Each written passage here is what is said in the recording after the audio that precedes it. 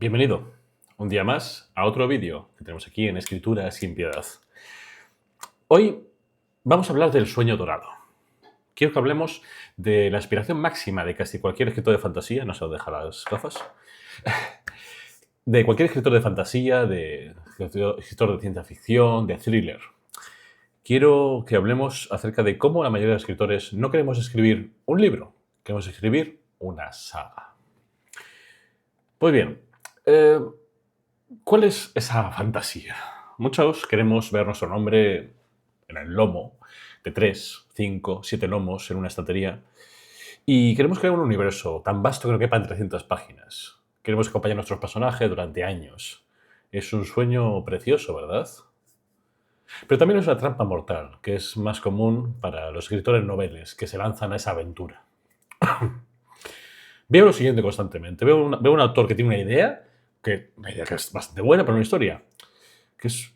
Sí, pero ¿qué pasa? Que cegado por la ambición de ser el próximo George R.R. Martin, decide estirar la idea hasta convertirla en una trilogía. ¿Y qué pasa? Pues que el resultado es un libro que no termina, un segundo libro donde no pasa nada, que es puro relleno, y un tercer libro al que nadie llega porque se llegaron a aburrir en el primero.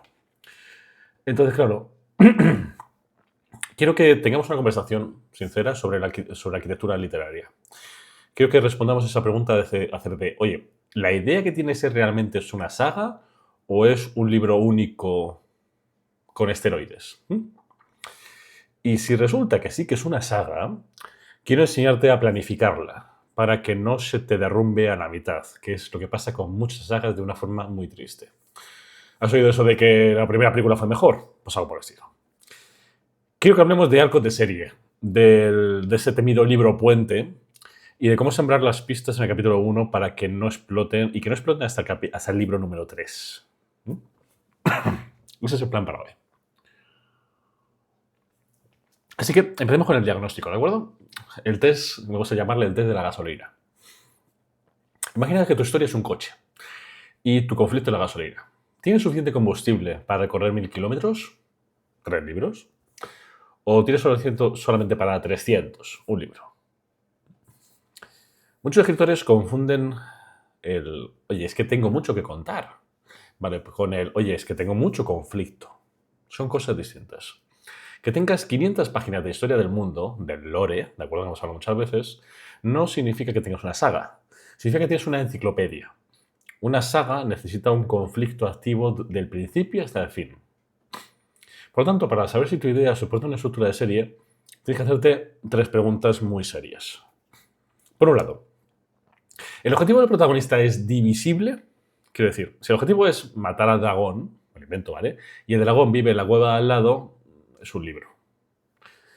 Vas, peleas, ganas, fin, ya está. Pero si el objetivo es derrocar al imperio, eso no se hace en una batalla, requiere pasos. Se unen los rebeldes, libro 1, se consigue el arma secreta, libro 2, y finalmente se ataca a la capital, libro 3, por ejemplo, ¿vale? Si tu objetivo requiere fases complejas y distintas, entonces tienes una saga.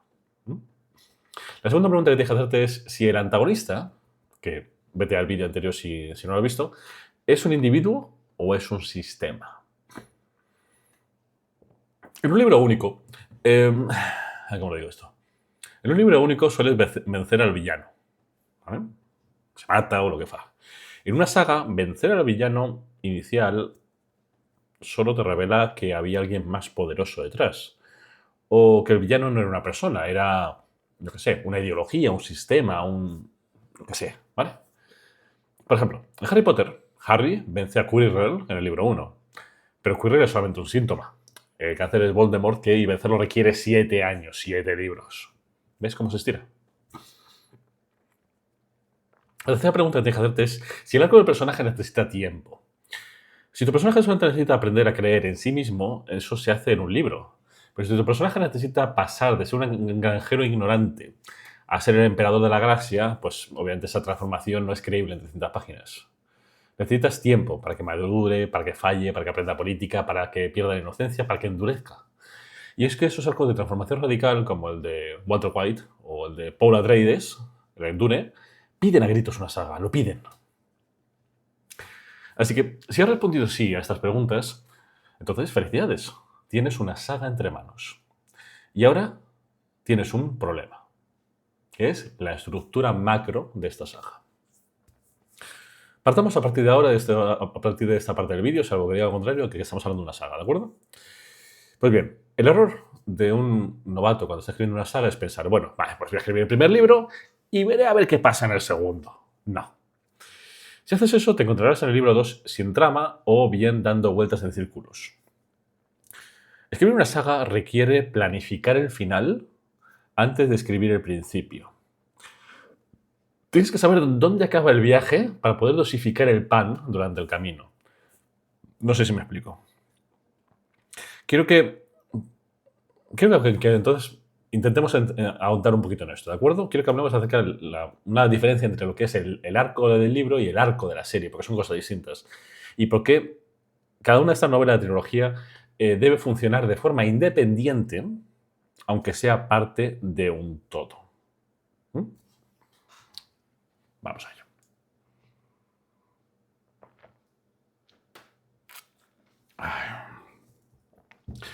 Muy bien.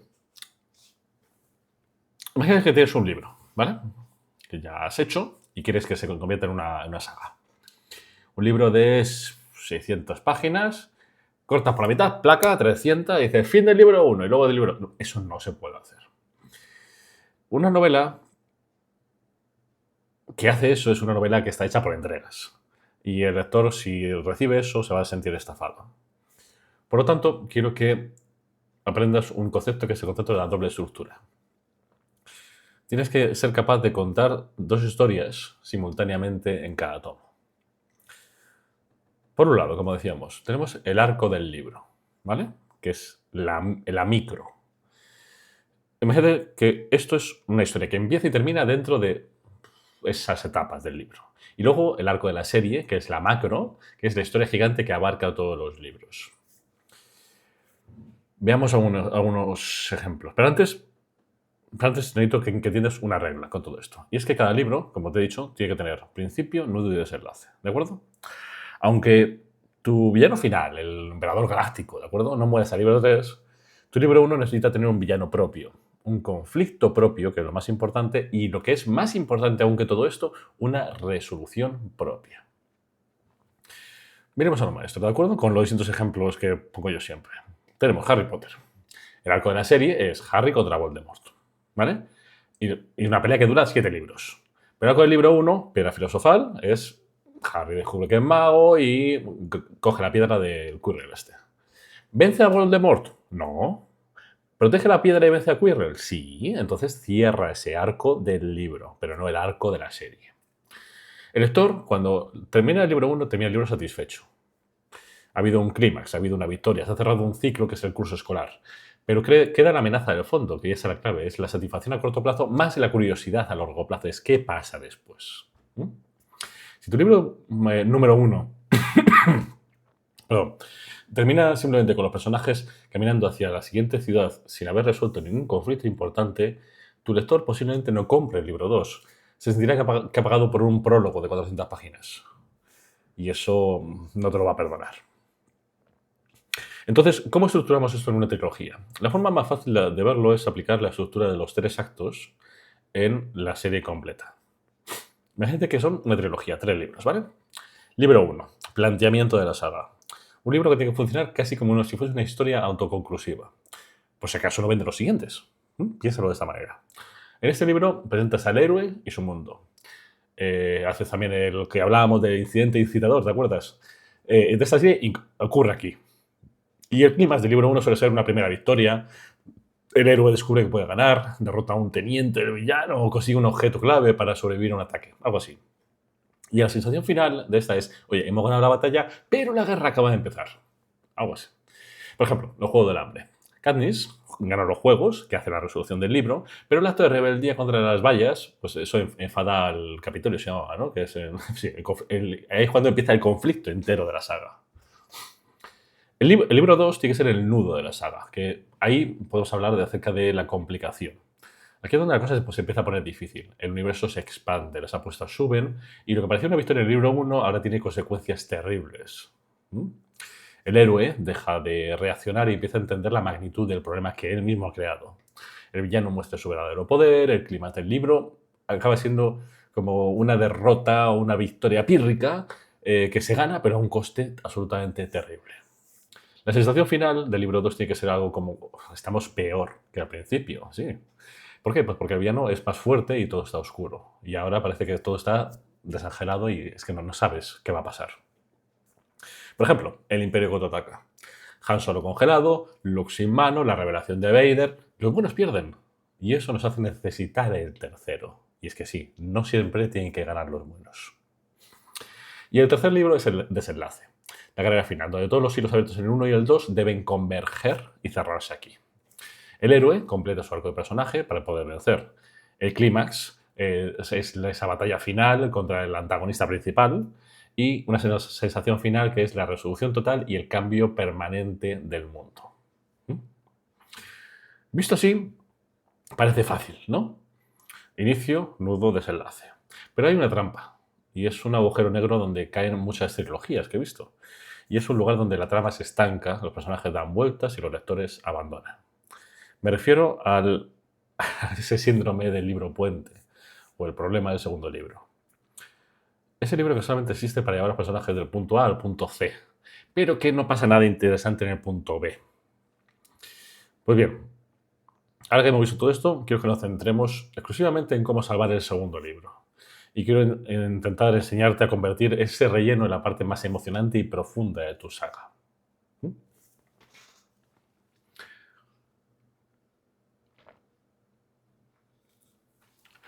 Pues bien, el síndrome del libro puente. ¿Qué es esto?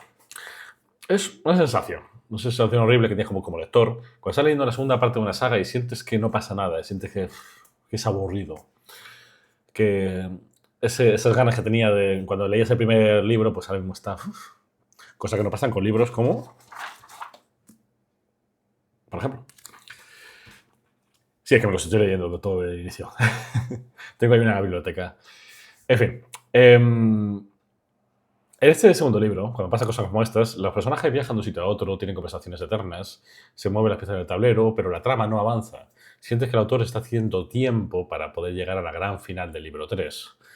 Y si tu segundo libro se siente como una sala de espera entre el principio y el fin, pues has fallado en hacer una saga. El libro 2 no es un puente, tiene que ser un terremoto, tiene que cambiar todas las bases. Entonces, quiero que consigamos que esto sea la mejor parte de la historia. Así que copiémonos de un experto. Copiémonos del Imperio contraataca. ¿Vale? Pregunta lo siguiente. ¿Por qué el Imperio contraataca es considerada por muchos la mejor película de Star Wars? Pues porque entendió perfectamente la función de la parte media. La función del libro 2 no es mover a los personajes hacia el final. La función del libro 2 es deconstruir lo que construiste en el libro 1. Si tu libro 1 es la tesis, donde el héroe descubre su poder y gana, el libro 2 debe ser la antítesis, debe ser donde el héroe descubre que su poder no es suficiente y pierde. Sí, pierde. Así que quiero darte 3 claves principales para hacer un libro 2 que enganche. Por un lado, la profundización. Que sea siempre hacia adentro, no hacia afuera. Es decir, en el primer libro todo gasta mucho tiempo presentando el mundo, la trama, todo esto, y todo era nuevo. En el segundo ya no tiene la novedad, así que tienes que cambiar la anchura por la profundidad. Es el momento de entrar en la psicología de los personajes. Y ahora que ya conocemos su nombre, papá, todo eso, queremos conocer sus heridas. El libro 2 es donde se forjan las relaciones, de verdad. Cuando nuestros personajes tienes que ponerles en una olla a presión. Enciérralos juntos, haz que peleen, haz que se enamoren, haz que se traicionen. El conflicto interpersonal entre esos personajes debe sostener la historia mientras la trama global avanza más despacio. La segunda clave que tiene que tener es el villano. Y es que el villano tiene que tomar el mando. En el libro 1, el héroe es reactivo y al final gana una pequeña batalla. En el libro 2, el villano debe contraatacar literalmente. Y es que el antagonista debe demostrar por qué es una amenaza existencial. El villano debe ir ganando durante la mayor parte del libro 2, es así. Y debe quitarle al héroe su refugio, sus aliados, sus herramientas, de dejarle tal cual. Tiene que acorralarle. Si el héroe pasa del libro 2 a ganando fácilmente, ¿dónde está la tensión para el tercero? Necesitamos ver al imperio ganando para temer por la rebelión. ¿Entiendes por dónde voy? La tercera clave es el final oscuro, que es ese cliffhanger emocional. El libro 1 puede terminar con una fiesta y medallas. El libro 2 no. El final del segundo libro puede ser el... No puede. Debe ser el punto más bajo de la saga. Ese All is Lost que también hablábamos en otros vídeos. Piensa en el final del Imperio, ¿de acuerdo? Han Solo está congelado en la carbonita, como decía, se lo llevan, Luke pierde una mano, descubre que Vader es su padre, la rebelión está dispersa, todo ha salido mal. Es un ejemplo perfecto. ¿Y por qué nos encanta esto? Pues porque creo una necesidad física de leer el tercero. Nos deja alguna pregunta. ¿Cómo diablos van a salir de esta? Si terminas el libro 2 con todo resuelto y tranquilo, entonces nadie comprará el tercero. Es así. Tienes que romper al héroe para que el lector necesite ver cómo se arregla y cómo salva al mundo. Así que, si estás planificando tu trilogía, tienes que mirar tu segundo libro y hacerte la siguiente pregunta. ¿Es un viaje o es una prueba de fuego? Si tus personajes terminan el libro 2 siendo las mismas personas que empezaron, solo con una ciudad diferente, entonces ahí tienes un problema y tienes que borrar y empezar de nuevo. Tienes que terminar cambiados, heridos, cínicos, desesperados. Me da igual. El coste de la aventura debe pagarse aquí, en este libro de en medio. Pues bien, con esto arreglaríamos el medio. Pero hay otro desafío gigante en las sagas, que es la planificación a largo plazo.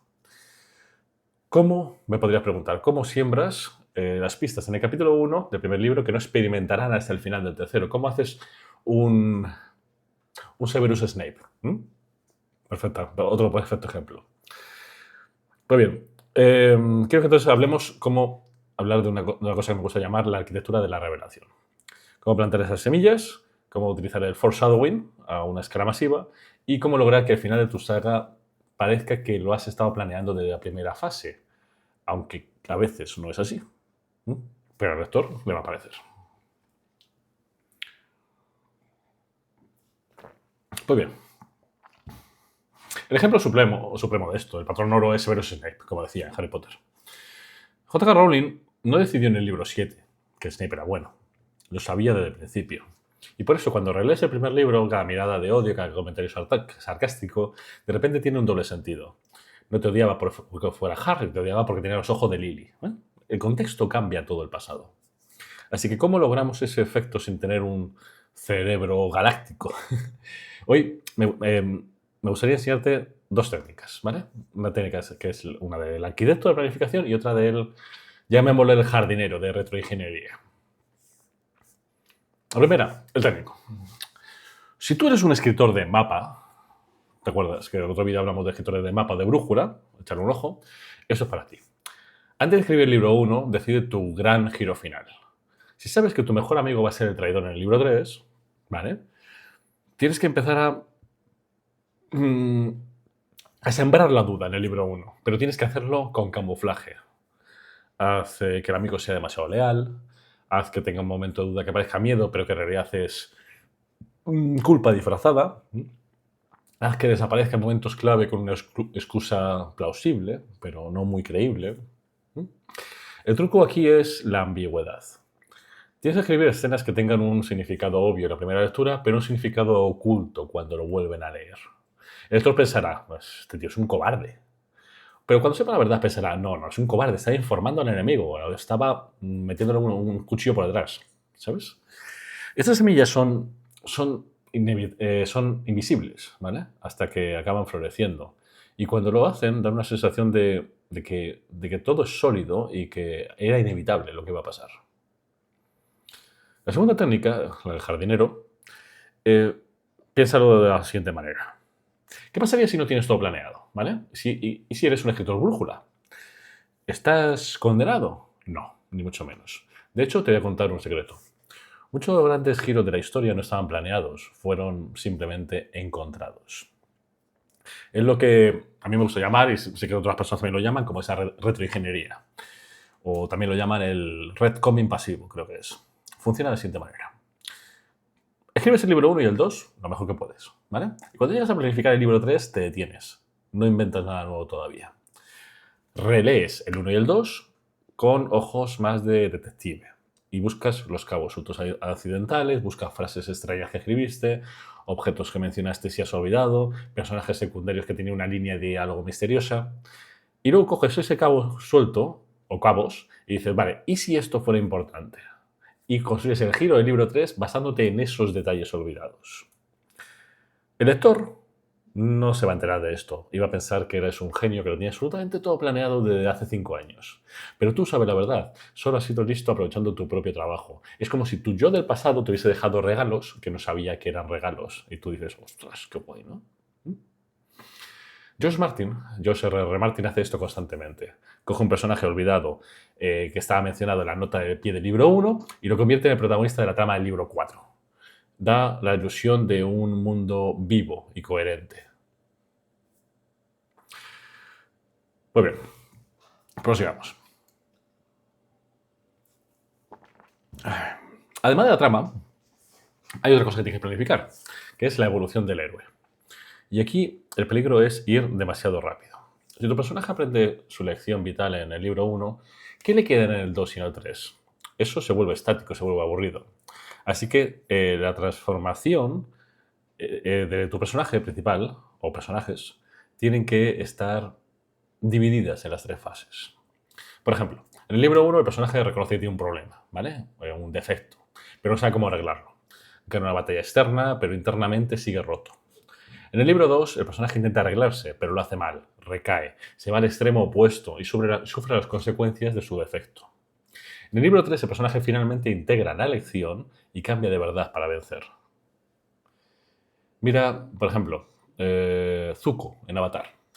Zuko no se vuelve bueno en la primera temporada. Cada 3 temporadas de dudas, traiciones, recaídas, cortes de pelo y corte de pelo para poder llegar a su destino. Es lo que hace que su viaje sea épico. No tengas prisas en arreglar a tus personajes. Tienes que dejarlos rotos un poquito más. Sea un poquito cruel. Te lo van a agradecer, créeme. Pues bien, hasta ahora con todo esto hemos diagnosticado la idea. Hemos estructurado los 3 libros, hemos salvado el segundo acto y hemos sembrado las pistas para que todo encaje al final. Así que solamente nos queda una cosa, que es el momento de la verdad, el final de la saga, que es el libro 3. Cerrar una trilogía es una de las cosas más difíciles que existen como escritor. Tienes que satisfacer las expectativas de años, a menos 3, en algunos casos más. Te estoy mirando a ti, Patrick. Y dar un final que sea emocionalmente resonante. Y es que un mal final puede arruinar no solamente un libro, sino toda una saga. Preguntarles a muchos fans de Juego de Tronos, la serie, no el libro. Bueno, a veces.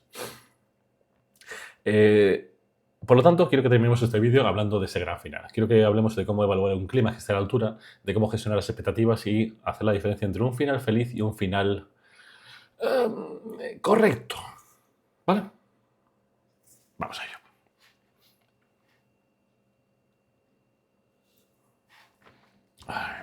Vale. Hagamos un poquito de retrospectiva de todo lo que hemos visto, ¿de acuerdo?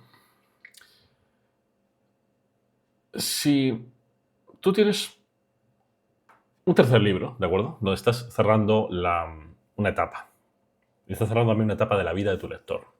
Han estado contigo durante 3 libros, han invertido horas, dinero, han estado invirtiendo emociones con tus personajes. Tus lectores tienen muchísimas expectativas, tienen teorías, ahora está con un fandom, si lo haces bien. Y si fallas en el aterrizaje, todo el viaje anterior se mancha y no te perdonarán, no te volverán a comprar nada. Así que, ¿cómo podemos darle al lector lo que quiere?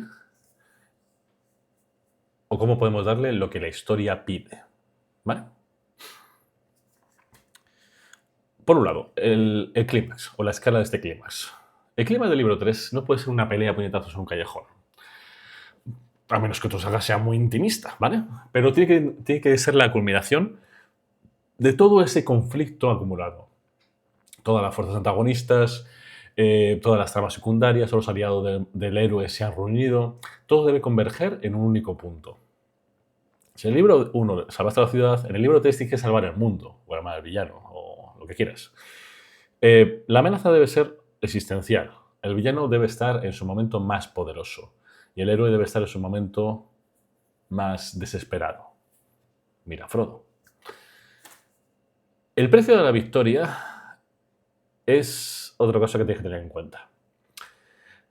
El precio de victoria, o ese final más agridulce que algunas veces se tiene, es quizá donde se separan los niños de los adultos, ¿vale? Digámoslo así.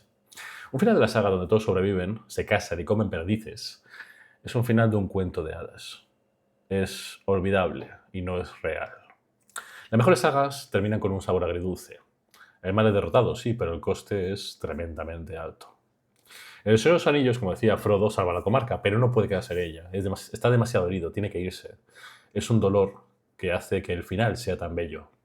En Harry Potter la victoria llega, pero caminamos sobre los cadáveres de Fred. Bueno, si no lo habéis visto, spoiler, de Fred, de Lupin, de Tonks, y esa paz se paga con sangre.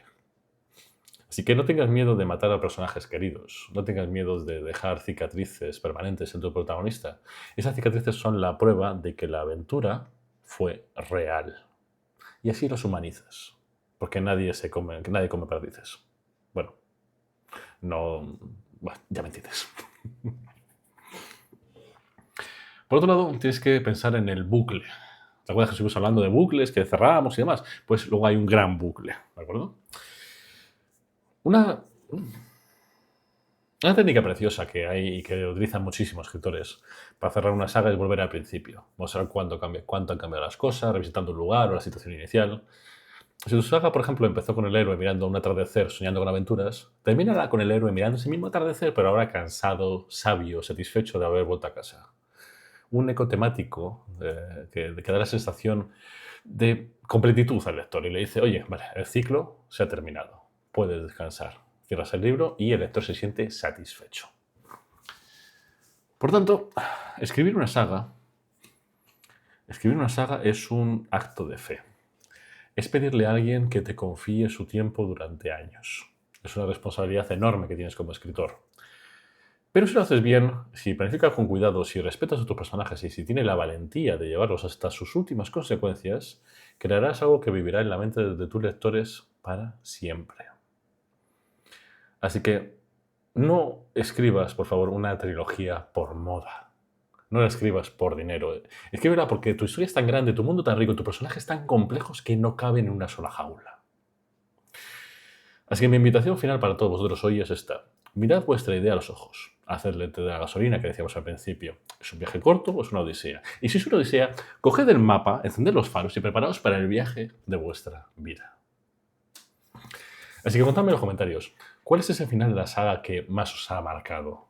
¿Es ese que os dejó mirando a la pared durante una hora pensando en lo que acaba de pasar? Quiero saber vuestros referentes. Yo tengo los míos. Si esta masterclass masiva sobre sagas os ha ayudado a poner en orden vuestro caos creativo, me gustaría, como siempre, que le deis un like gigante, que os suscribáis al canal para más contenido sin piedad y que los compartáis con vuestros compañeros de batalla. Seguramente haya muchos lectores ahí y muchos escritores que quieran ser parte de estas sagas. Soy Alejandro González, esto es Escritores sin Piedad. Muchísimas gracias por llegar hasta el final. Como último consejo, escribid. No dejéis de escribir y escribid con valentía. Hace relativamente poco, y como reflexión final, un suscriptor de YouTube me decía, es que tengo miedo de que después de todo el esfuerzo que he hecho, que luego no llegue a ningún sitio, a referencia al vídeo del marketing. Y ahí yo le dije, es que tienes que lanzarte, es que hay millones de libros y hay decenas de millones de libros y hay millones de escritores que están ahí, pero muchos de ellos no saben hacer ese marketing, no saben presentarse al mundo, no saben hacer todo lo que los grandes autores saben y lo que yo también os intento enseñar en estos vídeos. Así que si tú quieres hacer una saga, toma nota de todo lo que hemos hablado y ponte a ello. Puedes hacerlo. Y seguro que consigues algo absolutamente maravilloso. Y algo que, ¿por qué no?, estará en muchísimas librerías y tu nombre estará estampado ahí en al menos 3 lumos. Así que a por ello y muchísima suerte. Nos vemos muy, muy pronto. Chao, chao.